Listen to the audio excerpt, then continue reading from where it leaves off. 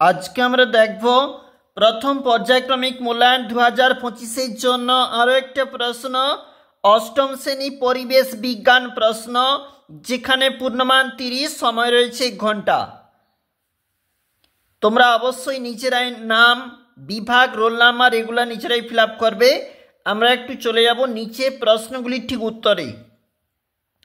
Physical science বহু বিকল্প ভিত্তিক প্রশ্ন, 6টি প্রশ্নের উত্তর।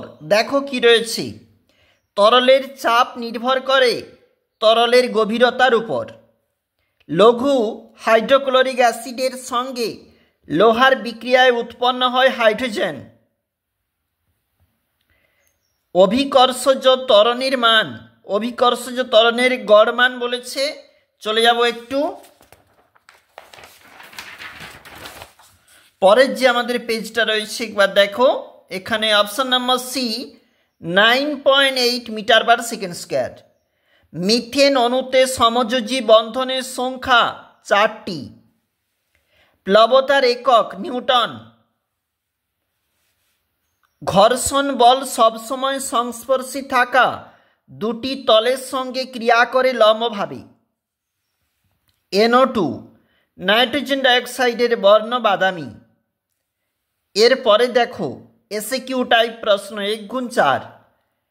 কোনো বস্তুকে ভূপৃষ্ঠ থেকে 11.2 কিলোমিটার পার সেকেন্ড বেগে ছুটলে কি হবে, যেটা হচ্ছে মুক্তিবেগ, বা ভূপৃষ্ঠে সেই বস্তুটি কিন্তু আর ফিরে আসবে না। 1 কিগ্রা ভরের কোনো বস্তুকে পৃথিবী কত নিউটন বল দিয়ে টানে? 9.8 নিউটন। এ একটি বর্ণহীন গ্যাসীয় পদার্থ। এর গন্ধ পচা মাছের মতো। এ শনাক্ত করো। এ হচ্ছে ফসফাইন। একটি প্রশম অক্সাইডের নাম সংকেত বলো। দেখো ডাইঅক্সিজেন O2। পরের পেজ।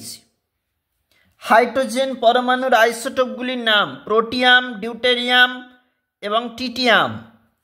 1:2 শূন্যস্থান পূরণ। গ্রাফাইট অধাতু হলেও তাপতড়িতে সুপরিবাহী। এসআইতে তড়িৎ আধানের একক, উত্তরটা হচ্ছে কুলম্ব।